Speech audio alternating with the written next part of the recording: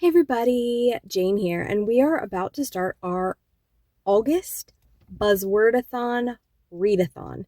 So for those who are completely new here and are not familiar with Buzzwordathon, it is a reading challenge that was created by BooksandLaLa, and I will link her announcement video in the description.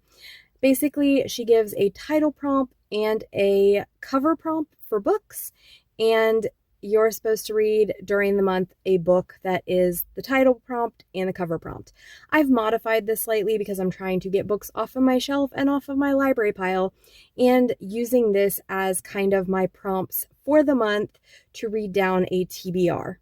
So August words are, or word on the cover is with, and then the cover art is something with transportation. So those are the prompts that we're using to pick our books for the month of August for this readathon. I have started my first one. It is Fatal First Edition, and as you can see, there is a train on the cover, so transportation. This is a library book that I want to read and get back to the library. I'm sure the library misses it. I have been very slumpy the past few months, so my reading has been going very slow. So yes, this month I'm hoping is a great reading month. I'm super excited. I have a lot of great books with transportation on the front and a few that I'm really excited about with as well. So I am about 6 chapters into this book. It is a cozy mystery. So we have Lindsay, who is a librarian, and she and her husband Sully go to this convention for rare books and book preservation and archivist stuff. While they're at this convention, Lindsay finds a rare book under her seat, and she assumes somebody has dropped it. She brings it to the person who is in charge of the event and is like, hey, I don't know what's happening. Can you help this find the person who might have lost it? And he says, yeah, sure, we'll handle it. As the day continues, they get on a train, and a lot of people from the conference are on the train, including, I think his name's Henry, who was the one who she gave the book to and was like, hey, can you sort this out? And he's kind of running this conference or leading this conference. And she learns that Henry is not particularly well liked in their community. There's one lady in particular, her name is Lydia, who is very much antagonistic towards Henry. Henry has a reputation. He had curated a collection, and there was rumors that it was fake or that he had not done everything to verify authenticity for this collection that he had curated. And Lydia, I believe, is in his old job. So he had that job and he got accused of not doing it well, and now Lydia is in that position. And so she's kind of antagonistic, like, you know, you could have proven your innocence, and he's like, you framed me because you wanted my job, that kind of thing. So there's a lot of tension going on, and Lindsay and Sully have mostly been staying out of it. They've just been kind of hanging around, and they are in their room in the middle of the night, and they hear this weird noise, and they go to the hallway to investigate. And Lindsay goes first because Sully is sleeping, and she sees somebody like suspicious looking going down the hallway.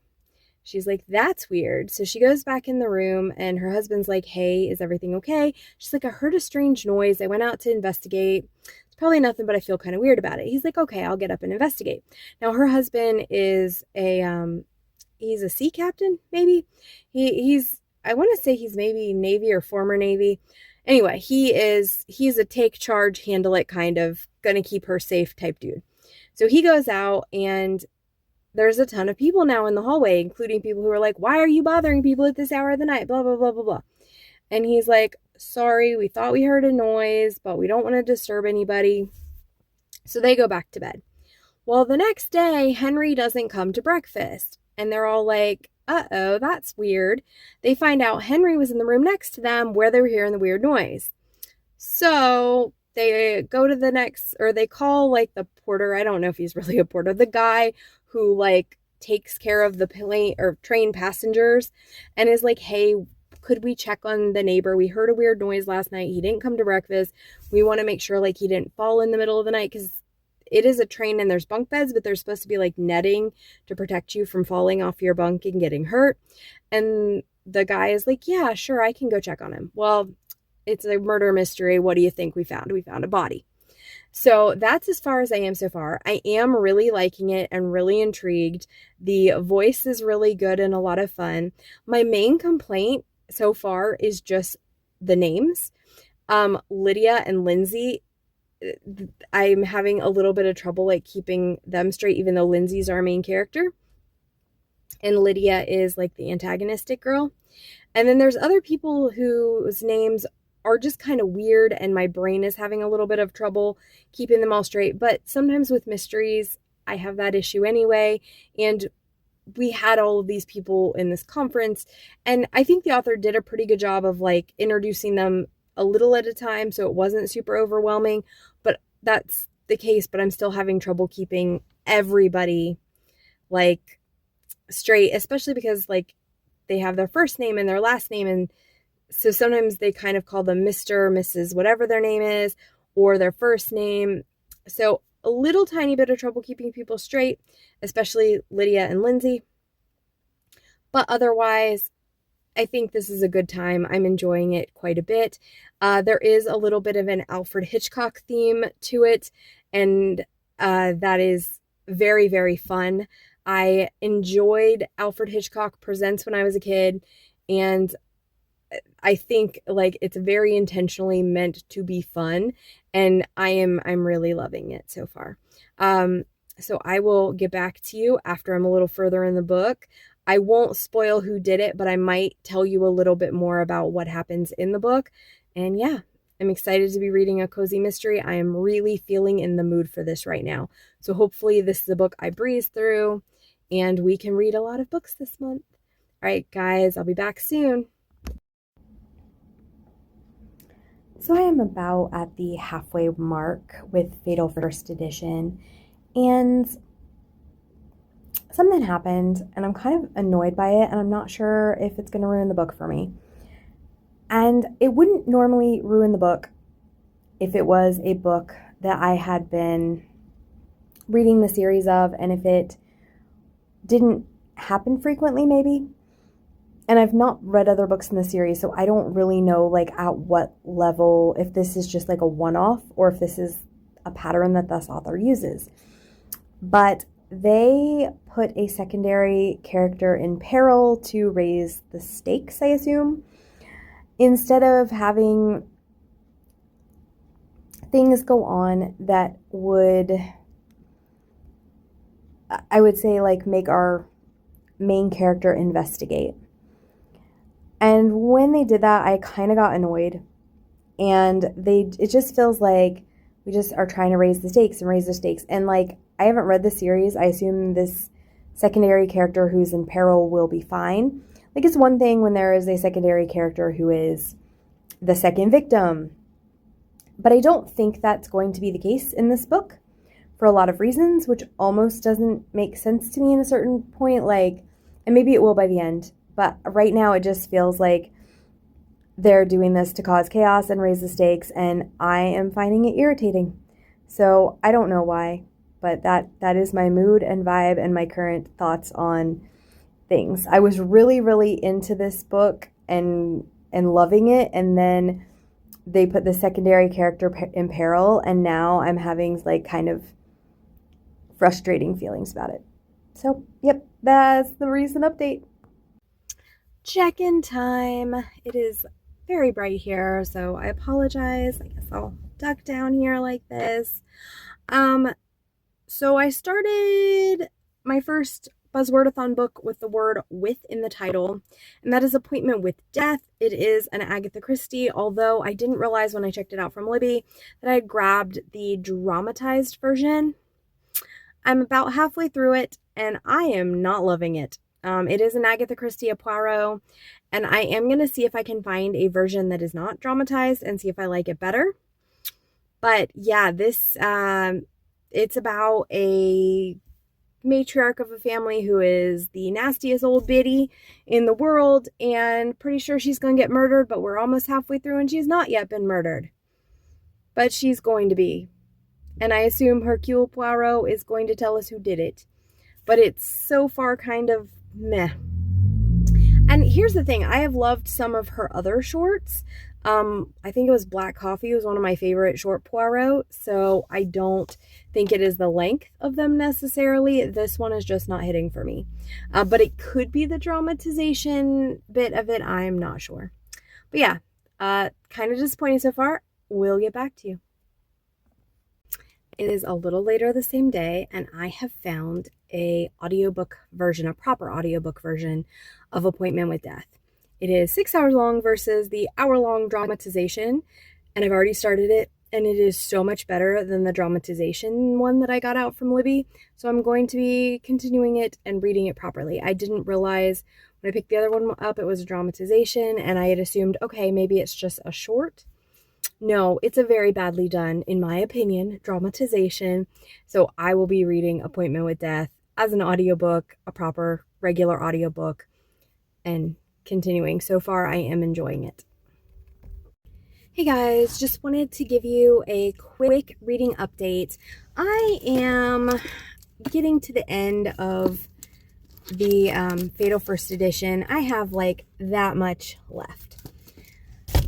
And I think, here's my thing. It's a cozy mystery, and I know cozy mysteries don't have to make a lot of sense.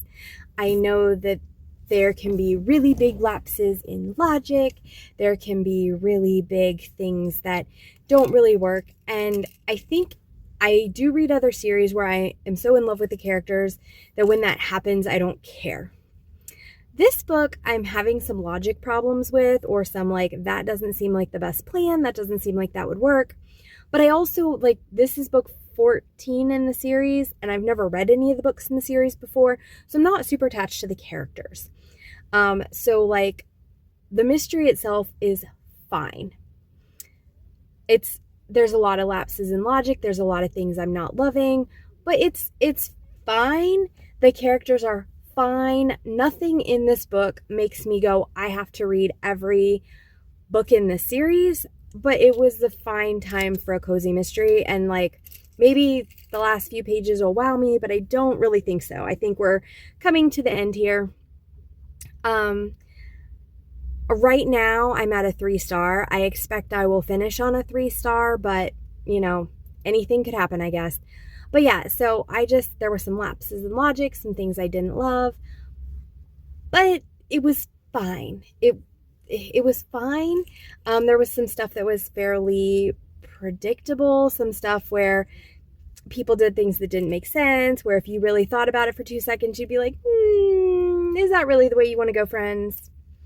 But yeah, it's fine, but not amazing. And I think if I loved the characters more, I'd be more excited about the fact that, okay, I got to hang out with my character friends, and I don't necessarily care that the mystery itself is kind of meh. Because I do read other mysteries where I feel this way, where it's like, oh, people are making stupid choices, but the journey was a lot of fun. Like the Janie Austen mystery series. Those often, the mysteries are kind of crappy. But often, like the voice, the Janie Austen voice, I love. And the, you know, characters I enjoy, and the humor. This isn't really doing the standout things I need for a cozy mystery to be really good for me. And this is just a casual something to read while you're waiting in the doctor's office, which I just was at. Our rat, we're a week out from having rats, and our rat started having red coming out his nose. Porphyrin, not blood, for people who know anything about rats. So we had to take him up to the vet. Our local vet couldn't see him for a week, and with his medical concerns, that was just something we didn't feel comfortable waiting.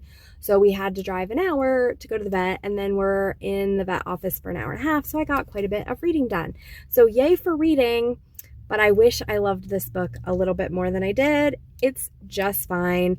If you want a casual, cozy mystery, go for it. It's fine. It's fine. Alright guys, I did finish Fatal First Edition, and it is going to be a 3-star. It was fine. It was nothing special. I've also started my next book, although I do need to say I think this actually might be one I've read, but I'm not sure. So, long story short, I had gone through the Gaslight Mystery series, like my ratings on Goodreads, and I found 2 that I hadn't rated, but I had thought I had read all of them.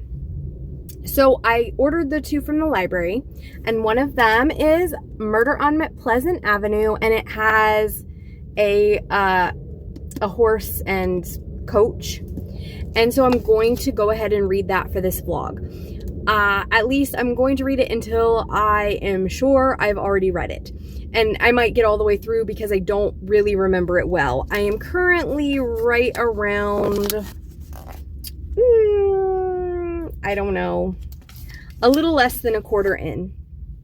And it is vaguely familiar, but not so familiar that I can be like, yes, I for 100% sure read this.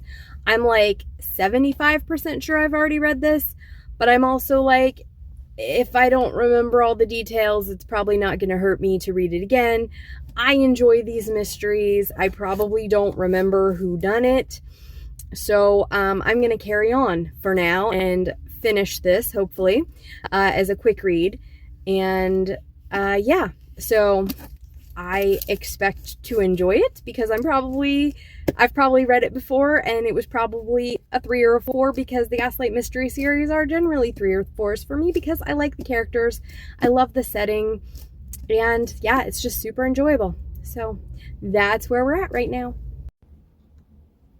I finished Appointment with Death, and I didn't love it. I ended up giving it a 3-star. It was just okay. It was a very mid Christie, and Christie can be all over the place for me. Some of her books are really great, and some are kind of crap, and some are middle of the road. And I would say this is like low mid tier. So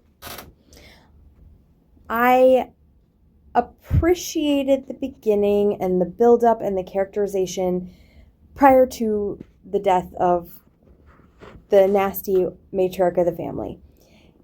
She was awful, and I think there was a lot of anticipation I had for her demise and to see what happened beyond that. I think it was drawn out a little bit. It did take about halfway through the novel for her to finally meet her end. So I do think the pacing of this novel was a little bit off. Once we got past that, I thought there wasn't a lot of... the investigation itself wasn't ideal for me. And we spent, and mind you, I listened to the audiobook. We spent like the last hour plus of this book running through scenarios. So Poirot basically is like, well, if you did it, here's how it would be. And if you did it, here's how it would be. And it kind of reminded me like of the end of the movie Clue, where they're like, maybe it was this way. Maybe it was that way. When we finally get the actual reveal, I found it to be pretty lackluster. I didn't think there was enough evidence that anybody reasonably could have figured this out. I felt like a lot of information, even after the reveal was given, was somewhat withheld. And it didn't hit for me at all. There was also a kind of unnecessary epilogue. I mean, it's fine, but it was just like, here's where the other characters are now after like 5 years. I do want to point out that it has been a crazy busy week, and I've been working 12-hour shifts, so it is possible that in a better state of mind, I would have enjoyed this book more. And it is also possible that I missed details that could make this book better for me. And I do plan to do a reread now, knowing everything, to see if I can catch some of the clues along the way. And I've done that with a lot of Christie's, actually. I do tend to reread Christie's because I am well aware that there's often some depth to it that I'm missing. So, especially since I did this as an audiobook, it is possible that I missed some things, but I don't think so. I think this was just not a very good Christie, unfortunately. Because I love Christie, and, you know, some of her books just I absolutely love, and they hit great. And some of them are big misses, and some of them are little misses. And I would say the entertainment value in the beginning of the book was fine. This was a pretty big miss for me. Not enough to rank it less than a 3-star. It's going to be a 3-star. But yeah. Also, just to point out, this is one that did not age particularly well. You have a lot of, you know, things that are said that were considered probably appropriate at the time and are not considered appropriate now. You have, you know, a character who is very fat, and that is the person who is murdered. She is fat and disabled, and of course that's who is terrible and murdered. We also have a lot of like racism, because the characters are traveling during the story. They are on a trip to, I don't remember exactly where it is. It's somewhere in the Middle East. So we do have, you know, some racism happening. Yeah, just, you know, the things that you encounter in Christie's that are a little bit uncomfortable from a modern reader perspective. So I didn't love this. I didn't love it at all. It's not the worst book, and it's not even the worst Christie. I don't think so. A long time ago, I read Murder on the Blue Train, and that one was absolutely confusing to me. I do need to go back at some point and do a reread and see if it makes more sense on a reread. But that is still like my lowest ranking Christie. This one is, no. The Big Four, I think, is the lowest one. I lied. Big Four is another Christie that did not work for me at all. And that was because I felt Christie tried to turn the Big Four into like 007, or a 007, like Poirot as 007. It was awful. So I think Big Four is still on my lowest of the list. Probably the Blue Train is above it. And this one might be just above that. I've kind of lost my list that I was keeping track of my rankings, but this one's pretty low. This is definitely not a Christie it was not the worst thing, but I did not enjoy it, and I'm kind of annoyed about it. And I hope on a reread I like it a little better, but I'm not really anticipating that happening. So yeah, bummer that it wasn't better, but that's what we're doing. So I'm still reading the Gaslight Mystery Series book, and still enjoying that. I'm about halfway through. I still have no idea if I've read this one or not. I have no idea if I've read it or not. So we're just going to keep going. I think at this point I'm far enough in it that I'm just going to finish it, even if I'm like, oh no, this I do remember. So yeah, still reading. That's my progress. I finished reading Murder on Pleasant Avenue. After finishing it, I'm going to say I don't think I read it, although maybe because I've read so many books in the series, there was a lot of things that were very familiar to me. And up until the very end, I kind of was like, I probably read this and I'm just like not remembering a lot of details. And then some crazy crap happened at the end, and I was like, okay, I don't remember that, and I would have remembered that. That is something I'm pretty sure I would have remembered had I read it. I also did check, and it looked like the book came out in 2020, and that was not a big reading year for me. As a matter of fact, I had a lot of slumpage as a healthcare worker working in 2020, 2021, 2022. I'd say in 2022 is when things really, started to get back to normal. But regardless, I did overall enjoy it. I'm going to give it a 4-star. And I think the best thing about this book is I'd forgotten how funny the series is and how many really great moments of dialogue and humor. I think the last few books in the series that I've had read of that, I don't recall them being so funny and cute. And this had a lot of really just fun, funny, tongue-in-cheek, sassy moments that really worked for me. The mystery was fine. I don't necessarily know. I feel like I could argue that some of it might be, I don't know how realistic some of it was, but I don't go to cozy mysteries for the reality. I go to it for the characters, and this was so much fun. So that is the last book I will have read for Buzzwordathon in August. So I will see you when we start September. Bye! Pictures and patterns put into words that stream across the